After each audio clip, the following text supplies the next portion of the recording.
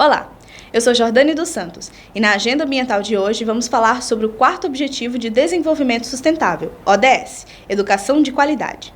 Teremos a presença via online de Mônica Saraiva, do Laboratório Íris, do Governo do Ceará, e a representante do Centro dos Direitos Humanos de Palmas, Rafaela Mahari. Conosco, presencialmente, temos a professora e especialista em Educação Inclusiva, Graziane Passini, e o aluno de Direito da UFT, Felipe Mesquita, que tem baixa visão.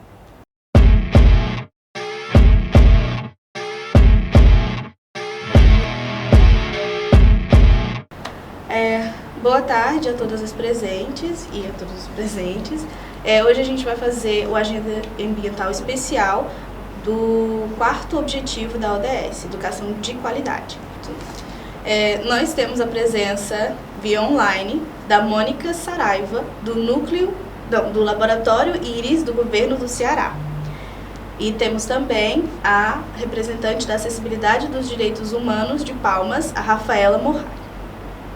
Aqui, presencialmente, nós temos o estudante de Direito Felipe Mesquita e temos a professora de Braille, que é a Graziane Passini.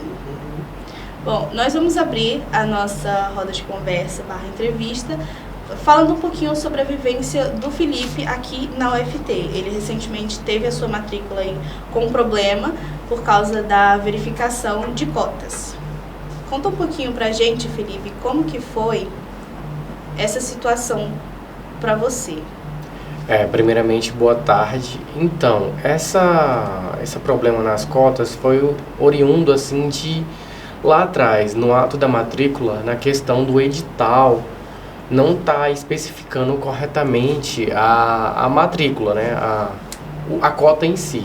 Por atrelarem a cota para pessoa com deficiência, a cota étnica racial. Aí, por não ter a cota só para pessoa com deficiência, lá no edital, nos submeteram à banca étnica racial. Uma vez que a gente, tendo uma deficiência, já teríamos nosso direito pela cota em si, né? Mas a universidade, ela não deixou claro isso no edital, não tinha essa cota.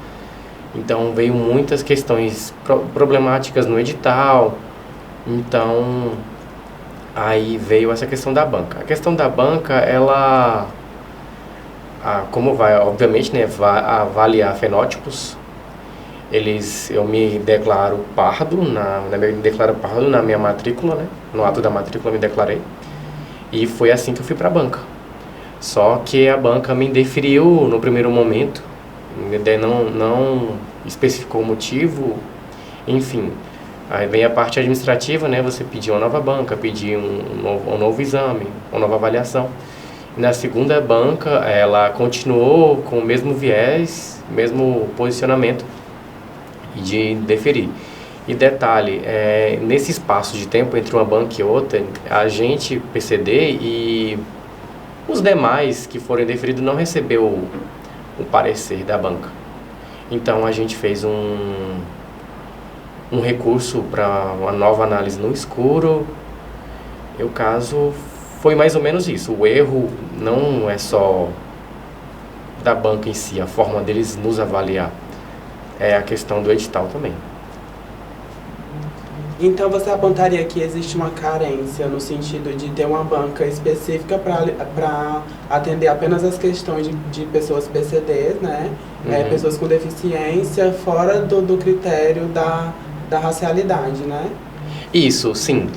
Porque a questão racial, ela vai avaliar realmente só fenótipos. E a questão para a pessoa com deficiência, ela vai avaliar realmente a doença em si, o grau de cada um e a sua especificidade. Então, no caso, tem que ser uma banca de junta médica. E aqui é o caso que a UFT ainda não tem. E pensando, você falar sobre essa junta médica, né? Pensando nesse prestação de serviço muito setorial, né? Por muitos profissionais que vão estar ali te prestar suporte na universidade. Eu queria saber de você sobre sua presença aqui, como você definiria? Se você tem um suporte, recebe esse suporte adequado para que tenha uma aprendizagem efetiva e de qualidade? Então, o suporte aqui, ele está ainda assim caminhando a passos lentos, Não vou dizer que está perfeito, porque não está. O suporte, assim, em alguns setores é bom, no quesito acessibilidade, no núcleo de acessibilidade aqui da UFT, os servidores lá me tratam muito bem, sou bem amparado por eles, mas a questão acadêmica, de sim, os professores, a questão de coordenação de curso e a pró-reitoria de graduação, eles têm que mudar muito para nos receber aqui. Eles têm que entender muitas coisas ainda. O que é uma pessoa com deficiência e como tratar as pessoas com deficiência. A gente considera não, né? Pessoas com deficiência, pessoas em geral, né? Todo mundo tem suas individualidades, sim, incluindo as pessoas com deficiência, todo mundo tem suas especificidades, né? Justamente. E aí, considerando sua fala, você considera que é necessário uma capacitação dos profissionais para acolher da forma mais adequada possível todas essas diferenças, vamos pontuar assim. Isso, é exatamente isso. É porque... sim, nós temos nossas dificuldades, né, ao longo do caminho, então cada um tem a sua.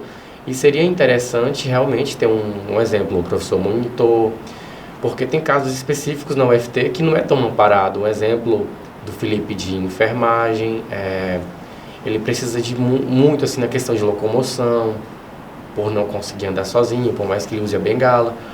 Tem um caso também do outro conhecido meu, do Matheus, que ele precisa de algo além, né, do que em sala, assim, a locomoção, para se movimentar na cadeira de rodas, que ele é cadeirante, ir ao banheiro. Então, aí você analisa assim, as duas situações, você vê que cada um tem suas dificuldades, então, específicas dentro da graduação. Então, teria que sim ter um suporte maior, eu diria. E aí, Felipe, para fechar assim, eu queria saber se você sente que existe um caminho de diálogo fácil entre você, o graduando, né, e a administração maior, assim, a administração superior, a reitoria, enfim, para que suas demandas, para que você possa falar sobre as suas demandas e para que elas sejam assistidas, até mesmo organizar outros alunos e falar, olha, a gente tem essas demandas e vim aqui mostrar para vocês que é uma coisa que causa carência no dia a dia, e eu queria saber se você considera que existe esse caminho de diálogo.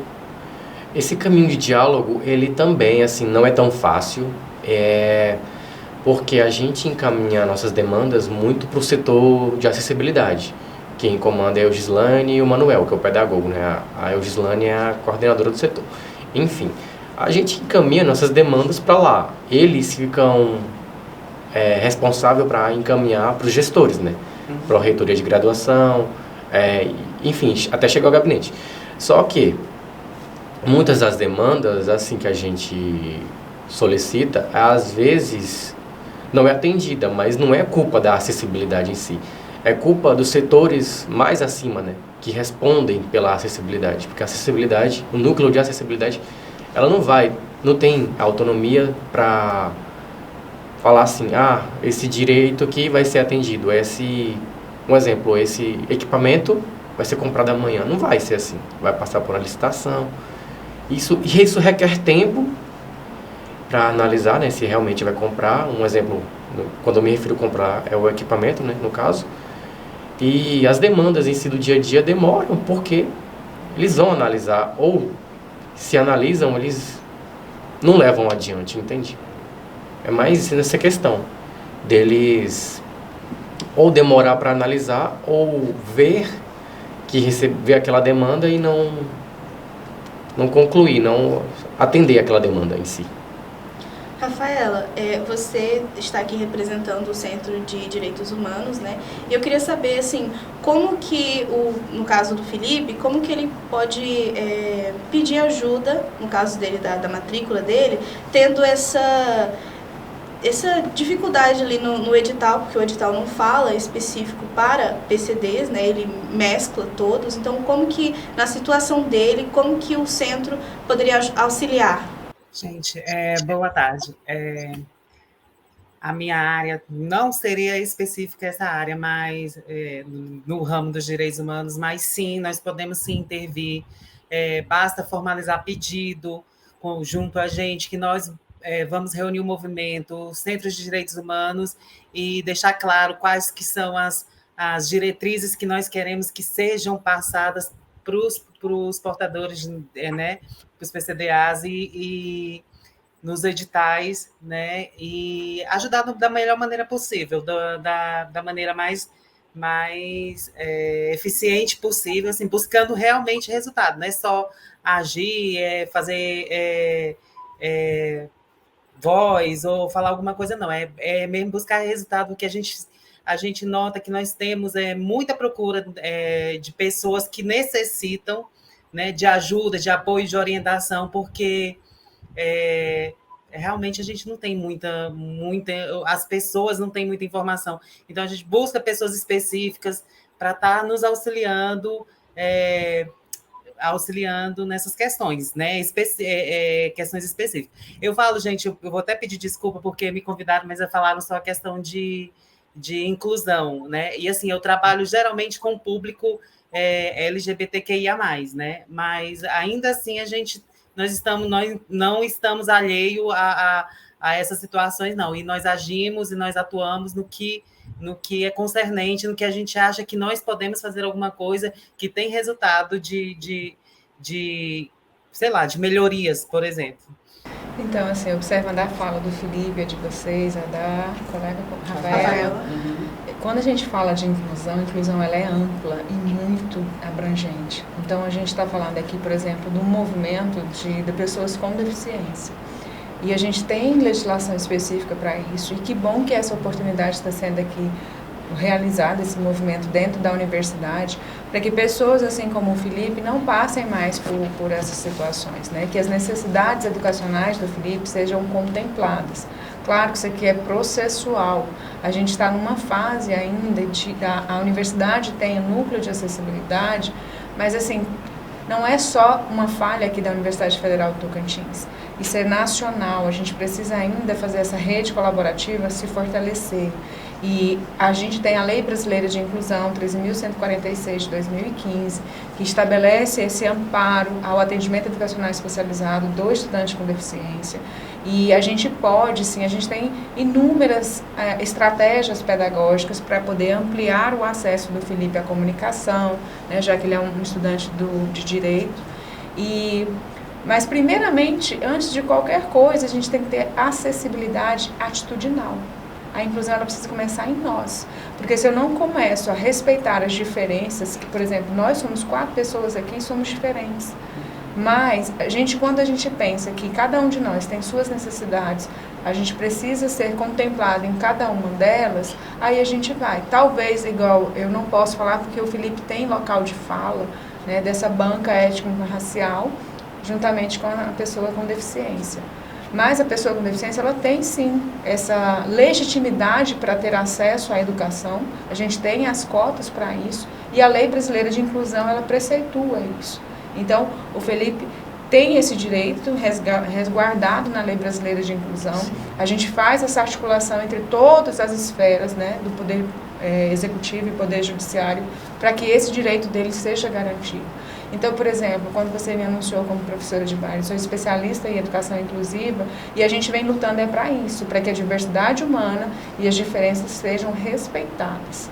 Então, na parte, vou dizer, estrutural e metodológica que o Felipe precisa, sim, a gente ainda tem um longo caminho a ser percorrido. Mas a Universidade Federal, ela também vem buscando, né, estratégias para a gente fazer essa formação de profissionais mais consolidada. Inclusive, a gente havia comentado que a gente está com um curso de letras, do campus de Letras Libras, da Coordenação de Letras Libras, que foi aprovado junto ao Ministério da Educação, para fazer um curso de aperfeiçoamento sobre atendimento educacional especializado na área da deficiência visual. Então, para a gente formar professores melhores nessa área. E, inclusive, quem compõe a equipe pedagógica são três pessoas com deficiência visual. E frutos da Universidade Federal do Tocantins e da Rede Estadual do Tocantins. Então, assim, não é fácil? Não é.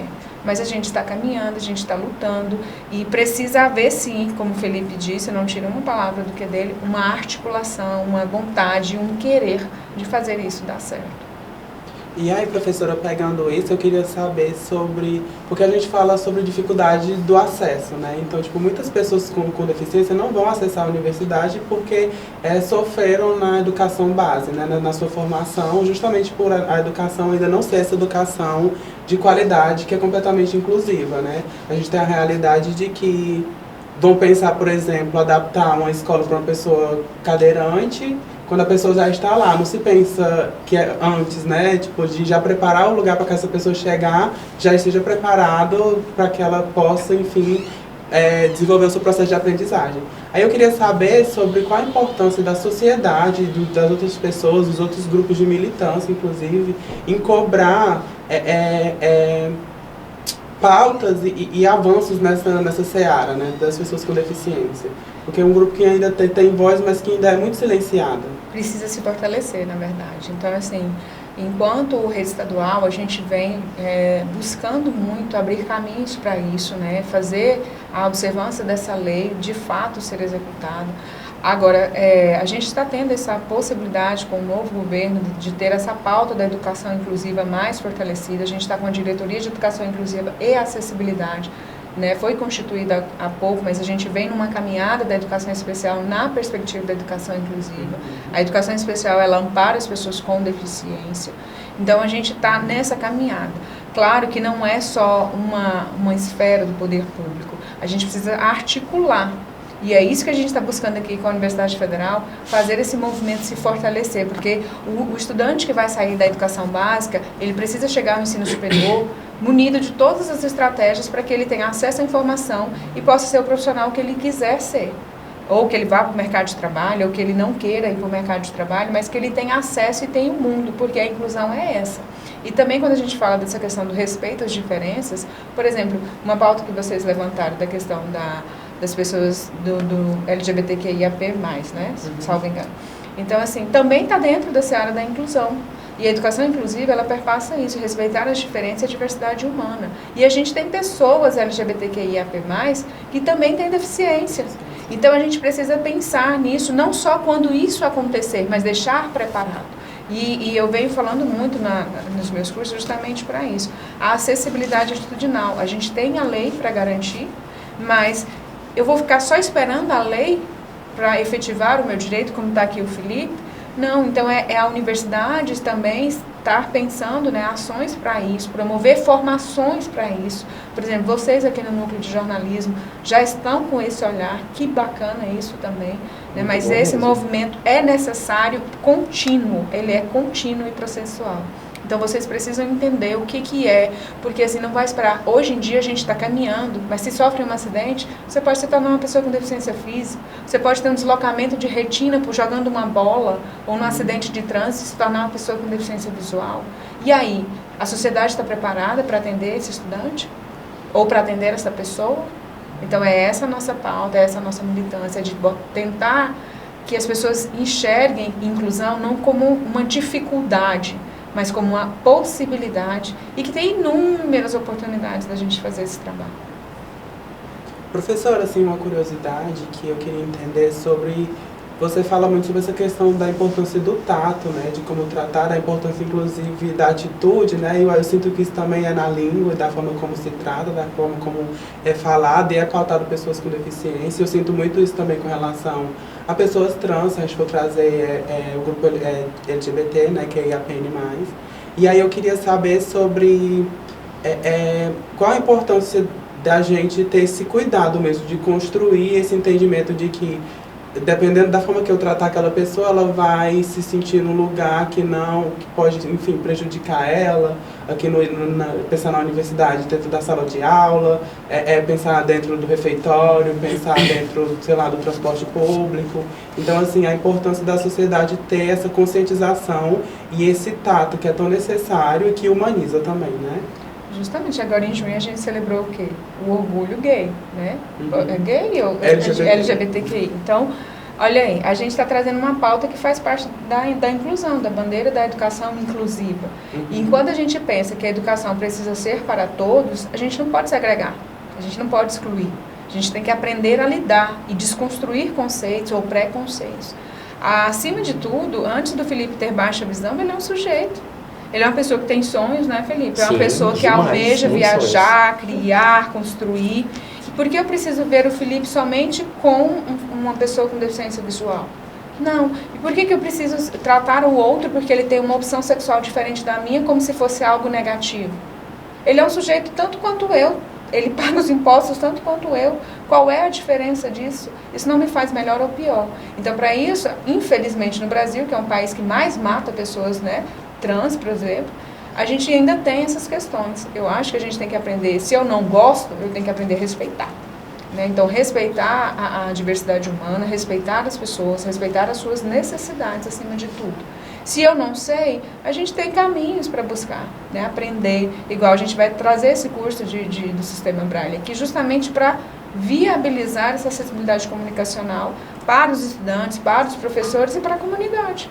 Sim. É mais uma possibilidade. Vamos abrir aqui a fala para a Rafaela. Pode falar, Rafaela. Gente, estava ouvindo a professora falar e me interessei para falar também uma coisa. O que acontece? É interessante que, assim, nós fazemos a discussão contrária, né? Começa de cima para baixo. A gente acha que deveria começar na educação em nível baixo para subindo, né? Até pela questão do respeito.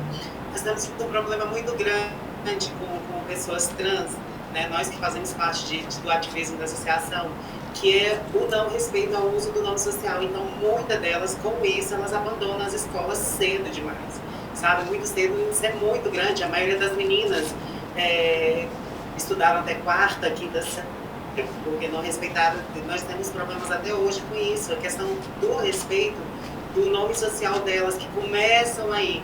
Por isso elas se afastam dos colégios, aí já tem um problema com a família, e aí que é onde elas se refugiam na prostituição, no tráfico. Então, assim, às vezes a gente fala assim, não é questão que nós queremos mais que as outras populações, não, gente, é só questão mesmo de reparação, porque nós temos esse problema, nós temos essa deficiência, principalmente quando a gente fala de educação. Então, discutir isso para nós é muito bom.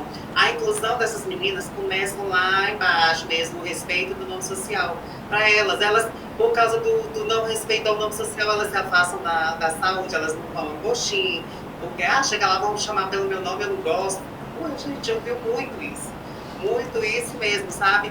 É pela falta de conhecimento dos profissionais, assim, eu já fiz serviço para associação, nós já prestamos serviço para associação de fazer mapeamento das meninas, e aí às vezes nós chegávamos no interior e procurávamos os profissionais de saúde, óbvio, né, que era o caminho mais fácil para nós encontrarmos a nossa população de travestis transexuais, e aí assim, eles falavam assim, ó, ali mora um. Quando a gente chegava lá, era só apenas uma pessoa gay, sabe? Assim, uma coisa nada a ver, que até eles demonstravam que não tinham conhecimento de causa, os próprios profissionais, enfim. Mas eu acho muito plausível essa discussão, é ótima essa discussão. Eu tive um descolamento de retina e perdi a visão do olho esquerdo por causa do descolamento de retina. Depois eu sofri um acidente também que ajudou a atrofiar o nervo e por isso eu perdi a visão do olho esquerdo, só monocular, como dizem, né? Isso. Exatamente. Oportuna, aqui, tá vendo? O que a gente falou? É isso. Eu queria perguntar para a Mônica sobre os projetos que o Iris tem, né? Que é mais voltado aí para as pessoas com deficiência visual, não é? E também tem o programa de linguagem simples, né? Que eu vi que ele busca democratizar esse acesso na linguagem mesmo, né? Inclusive de documentos e editais. E eu queria saber, assim, na prática, de que forma ele se aplica e para que grupos ele é prioritário, né? Eu acho que a gente tem a questão da deficiência, mas também tem a questão da alfabetização, né? Tipo, que é baixa no país. Então, assim, tornar esses textos mais acessíveis, mais simples mesmo, abrange muitas pessoas. Mas queria saber de você, assim, na prática, para qual grupos ele pode ser mais efetivo, pensando assim? que no caso do Felipe, né, teria sido muito mais fácil se tivesse lá explicado direitinho, para que ele não tivesse esse problema com o edital. Olá, boa tarde. Meu nome é Mônica. Eu vou começar fazendo minha audiodescrição. Eu sou uma mulher branca, de cabelos cacheados mais ou menos na altura do ombro. Estou maquiada para o evento. Batom cor de boca e uma blusa azul. Eu trabalho aqui no Laboratório de Inovação e Dados do Governo do Estado do Ceará, o IRIS, e especificamente eu faço parte do núcleo de linguagem simples. A linguagem simples, ela é um movimento social que foi criado início foi na década de 40, mas ganhou mais força a partir da década de 70. Naquela época, o propósito, que não deixa de ser agora, né, era melhorar, isso foi na Inglaterra e nos Estados Unidos, melhorar a comunicação pública. Porque os próprios servidores tinham dificuldade de entender os documentos que eles estavam enviando para a população.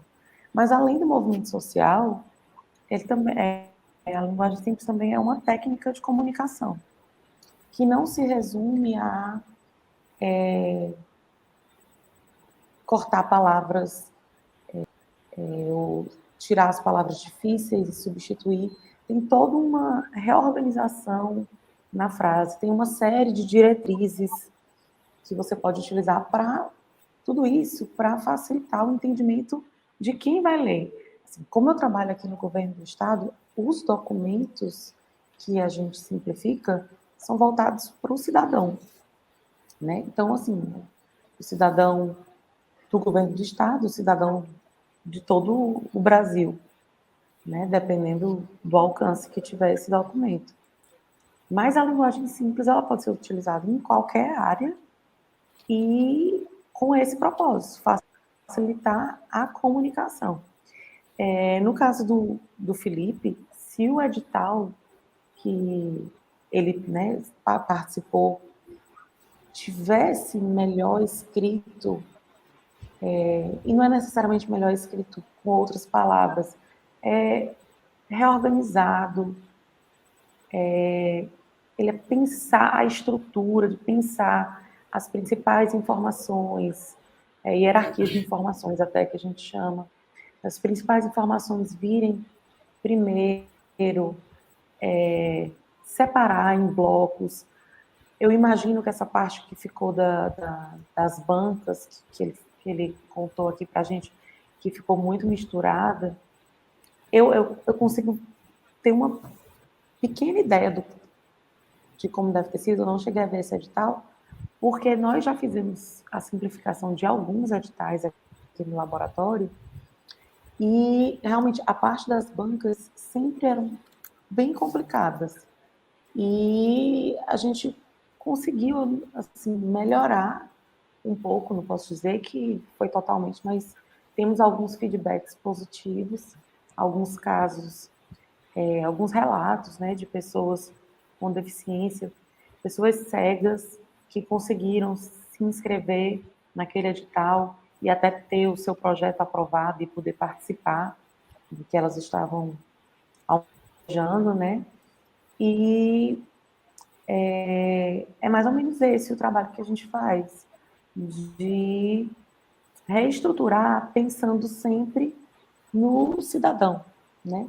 Em como é que facilitaria a ordem daquelas informações para qualquer pessoa compreender melhor e reescrever de forma que ela também entenda melhor.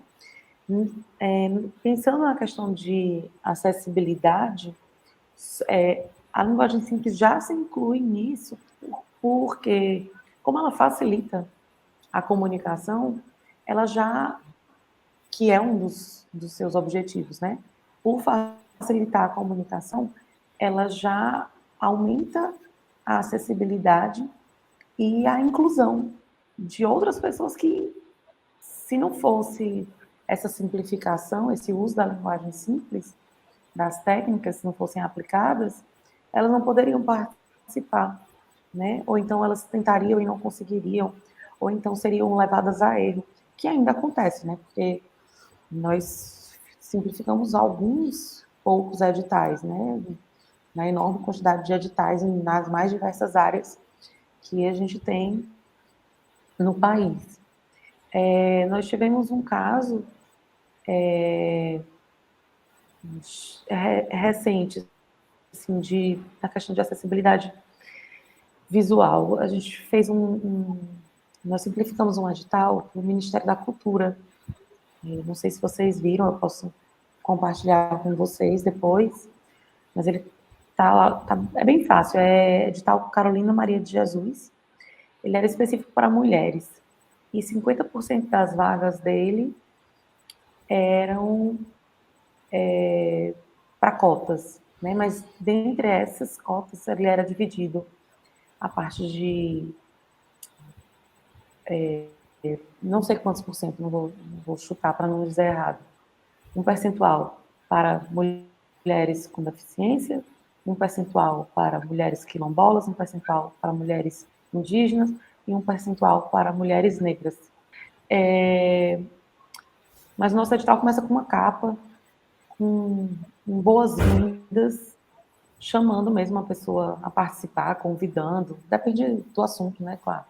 Mas esse que eu estava falando, que era para mulheres escritoras do Ministério da Cultura, a gente usou, por volta da 3ª ou 4ª página, um fluxograma, onde já ali a pessoa que vai participar já fica sabendo todas as fases do edital, tudo que ela vai precisar em cada momento do edital.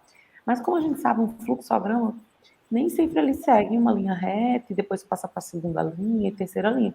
Muitas vezes ele faz, aqui é o 1, aí ele baixa aqui para o 2, aqui para o 3, aqui para o 4, aí puxa aqui para o 5, nem para ver aqui mais a minha mão, para o 5, não segue uma ordem para gente, para quem tem visão total, a gente consegue ver.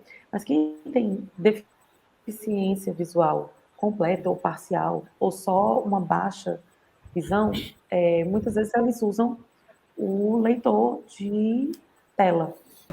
Tem alguns leitores de tela, assim, ele trabalha nessa questão de imagem, dá uma breve descrição, mas tem outros que não leem imagens. Isso, era onde eu ia chegar.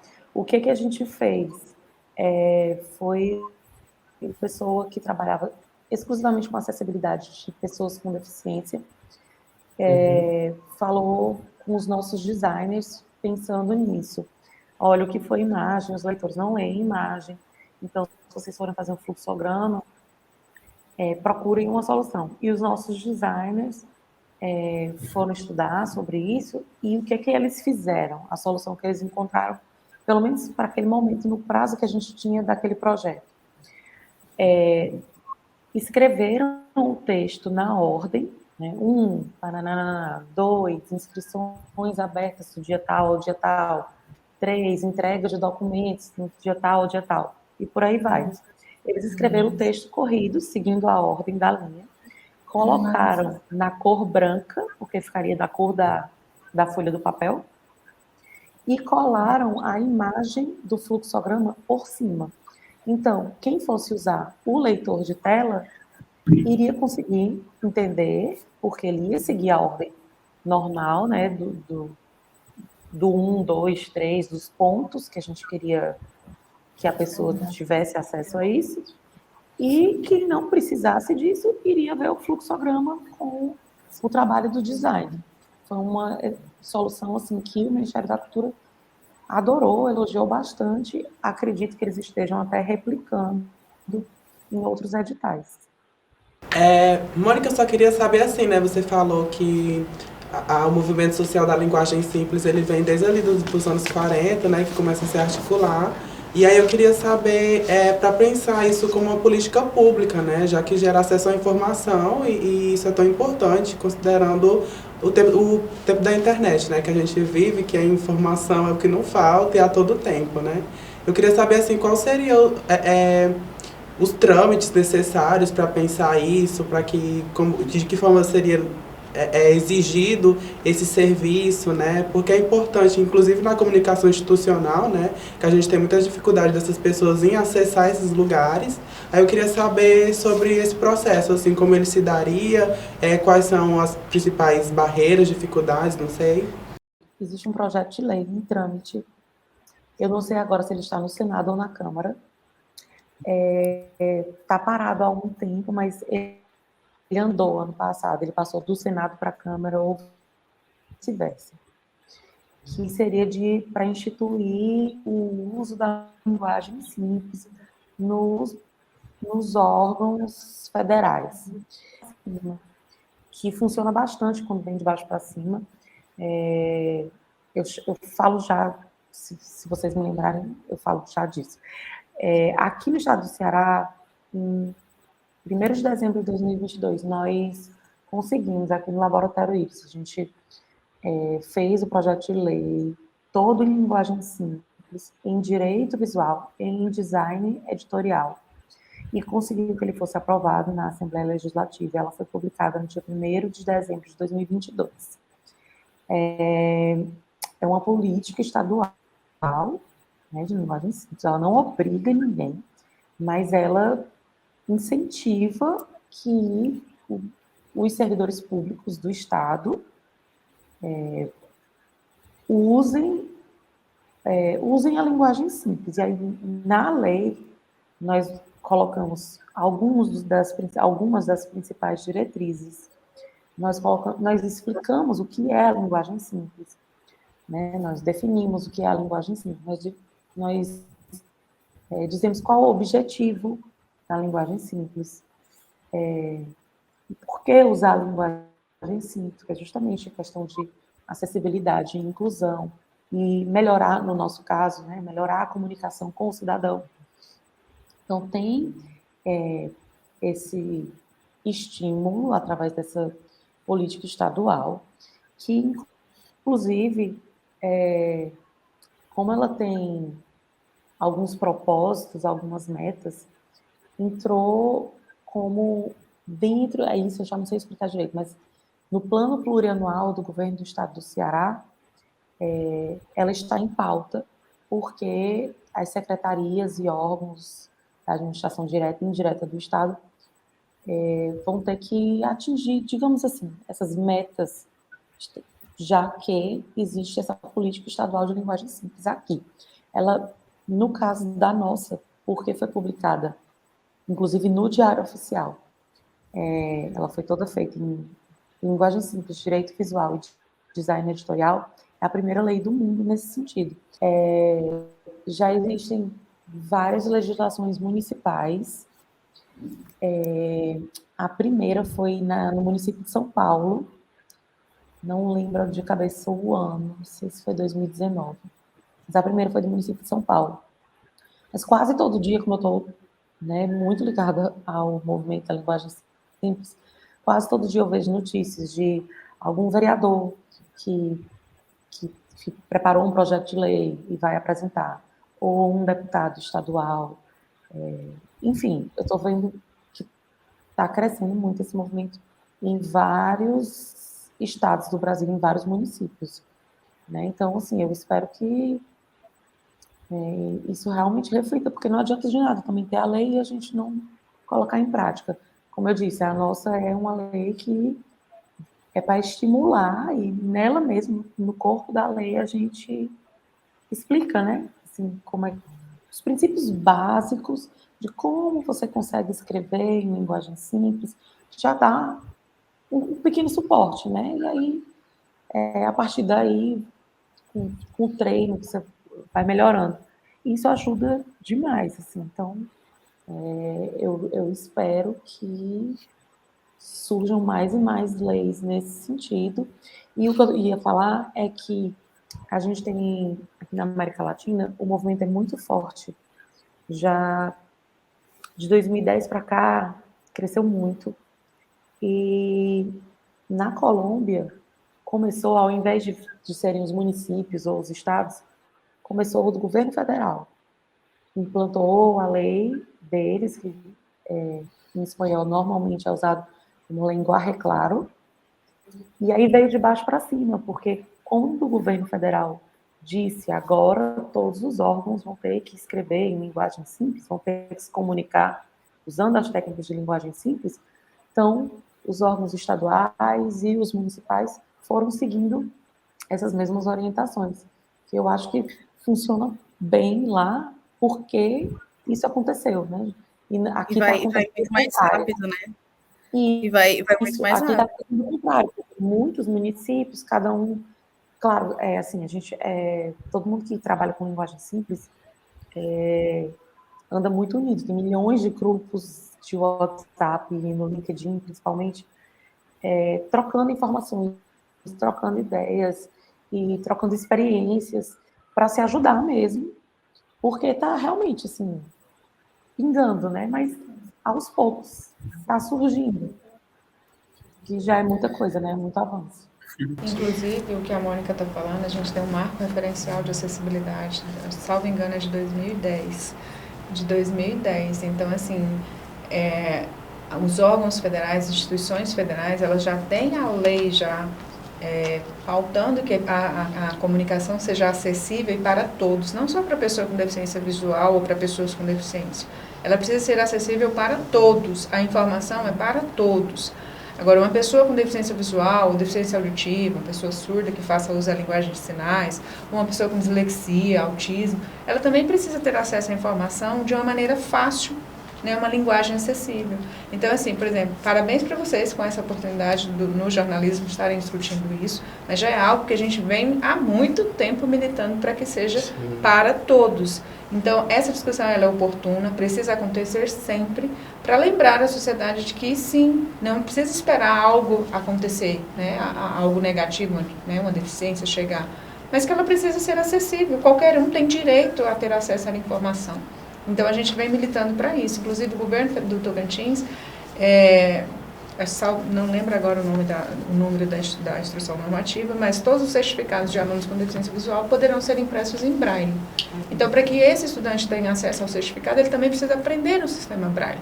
Isso. Entendeu? Então, por isso, e o sistema braille não concorre com as tecnologias digitais. Eles podem andar juntos. A linguagem acessível, como a Mônica está dizendo, serve para todos, não só para a pessoa com deficiência visual. E outra, a linguagem acessível também, acredito que ela também sirva muito na questão do direito, igual eu faço curso de direito, por mais que a gente está já acostumado com os dialetos, assim, como diz o povo, juridiquês, né, bem aprimorado, mas tem coisas que não é tão corriqueira, não acontece tanto. Então, tem muita coisa da linguagem no direito mesmo que é muito difícil de se compreender, porque vem muito do latim, né? Então, a questão da acessibilidade na questão, tipo, escrita, em editais, ou até mesmo em peças jurídicas, ajuda muito a gente também, pessoa com deficiência. Um exemplo de peça jurídica é quando você vai inserir documentações. Um exemplo, vou inserir a placa de um carro. Um exemplo, lá uma imagem de uma placa de um carro. Você escrever uma placa do carro, um modelo isso, modelo aquilo, realmente descrever aquela imagem. E isso é muito importante pra gente. Eu encontrei, eu estava fazendo no escritório o modelo, nesse semestre agora ele está finalizando, eu peguei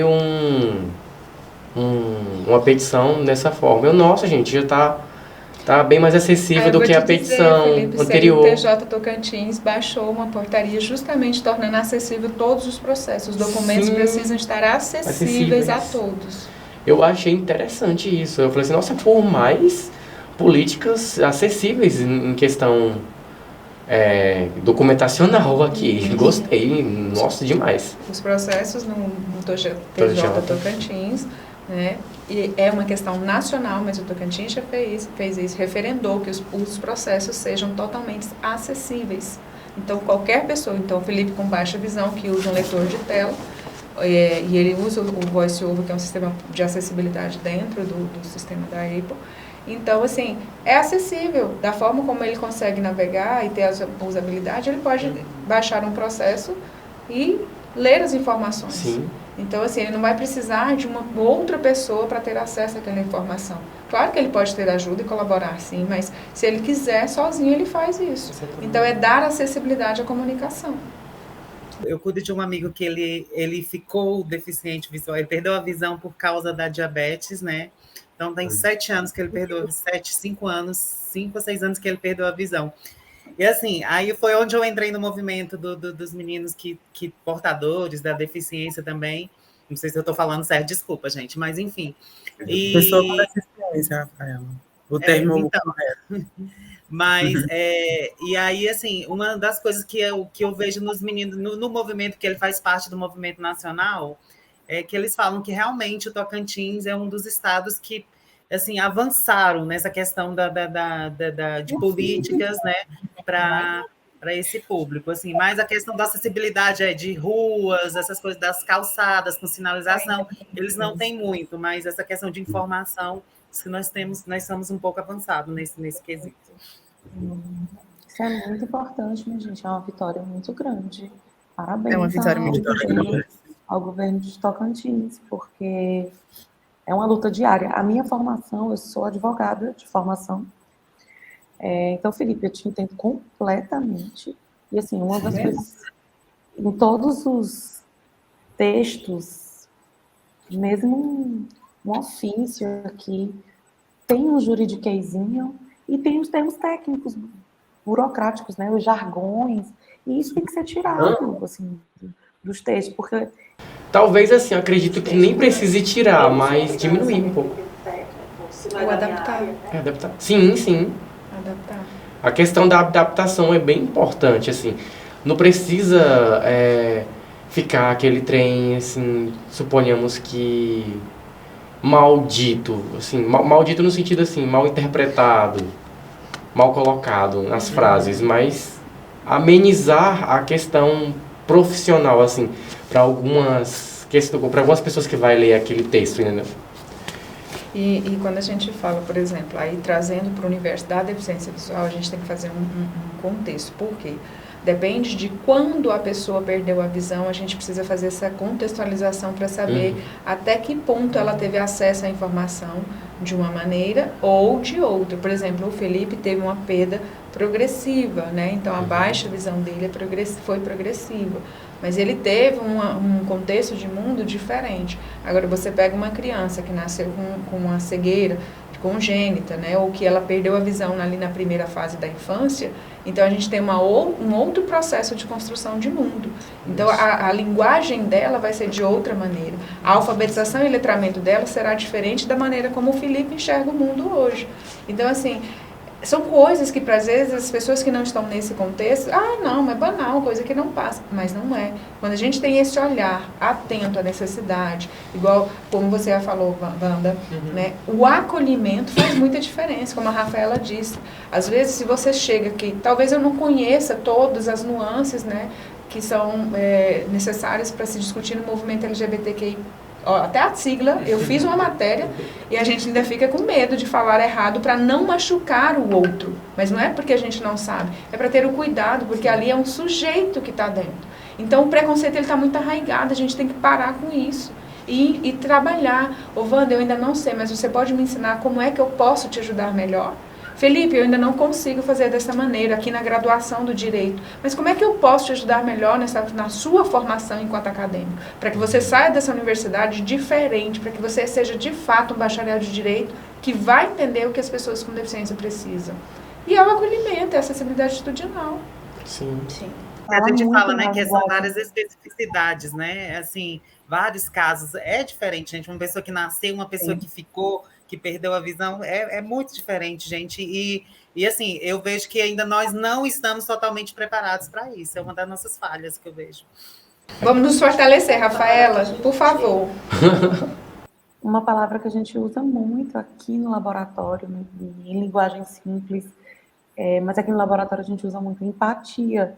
A gente tem que sempre pensar e trabalhar focando, assim, na empatia para com o outro.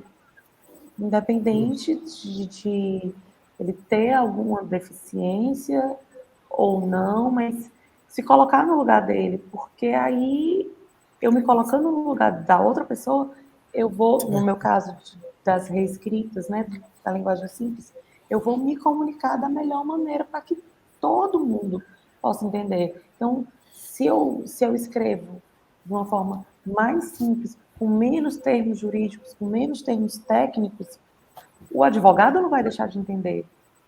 Mas aquela pessoa que não sabia, não fazia ideia do que se tratava aqueles termos, vai conseguir. Então, eu aumentei, nem sei quantos % a acessibilidade àquele documento, falando só em termos da escrita mesmo, né? E, Felipe, olha, depois, se for possível, eu gostaria de trocar algumas ideias com você, porque a gente está sempre aqui trabalhando. Pode chamar que eu respondo na hora. A gente aqui no laboratório, a gente sempre está trabalhando, tentando melhorar, né, todos os documentos, e a gente tem poucas pessoas com pouca deficiência, com baixa visibilidade, ou pessoas cegas, ou mesmo, eu digo acesso, né, assim, para testar os documentos com elas, antes de lançar, de fato. Então, se você puder, a gente depois troca os contatos, porque aí nos ajudaria muito. Estou disposto, bora fazer essa rede, assim, é importante para mim também entender como funciona essa linguagem acessível e também ajudando vocês, eu acredito que também vão me beneficiar, então... E abrir caminhos. Abrir caminhos, novas experiências, então estamos juntos.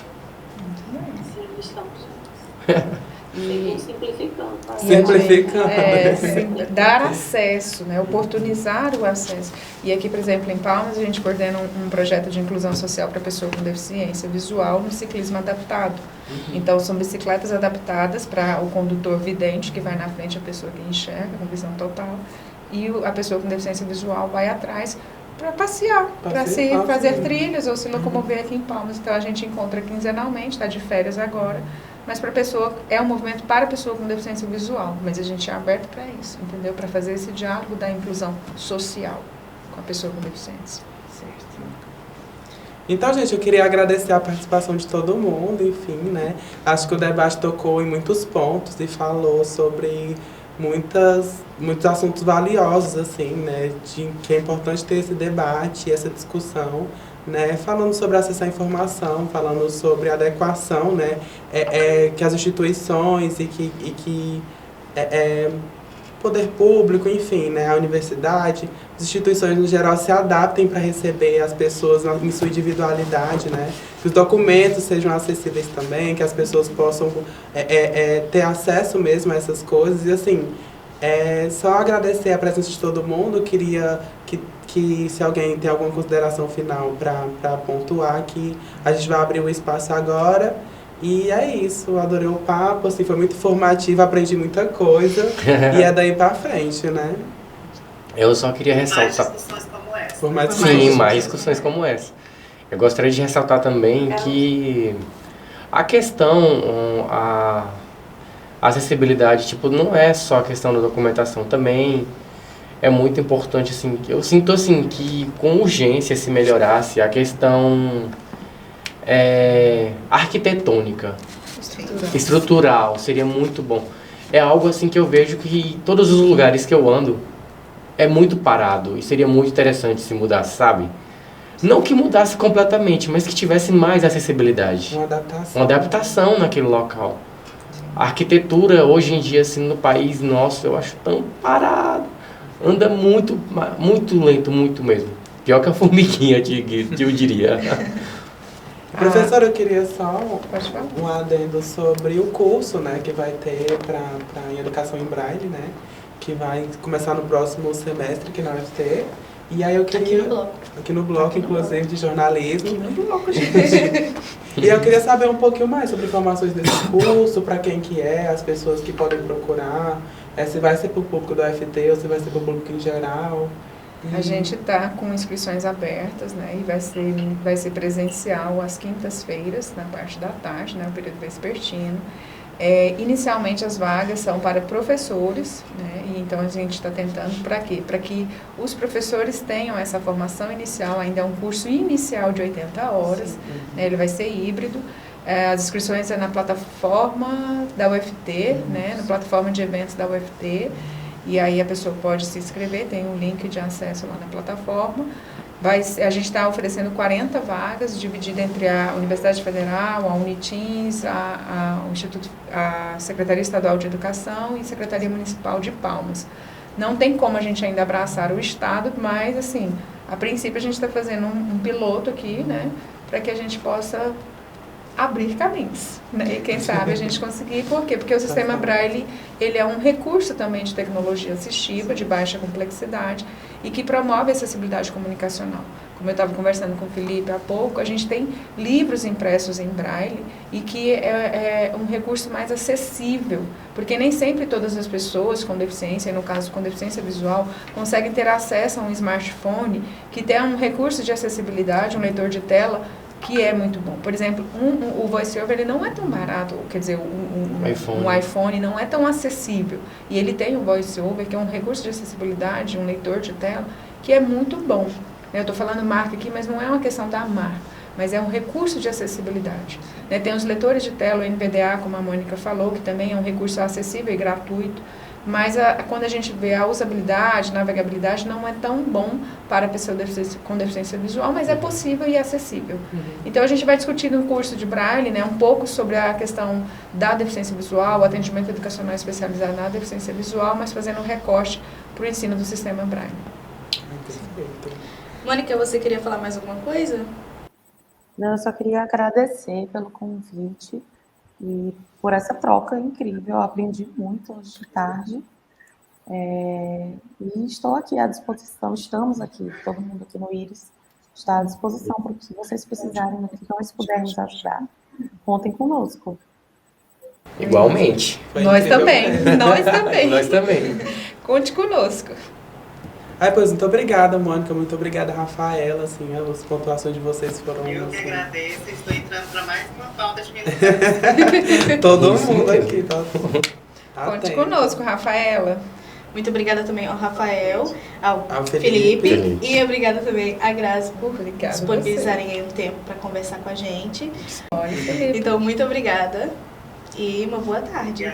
Boa tarde, gente. Obrigado. Obrigada. Tchau, gente. Boa tarde. Boa tarde. Tchau.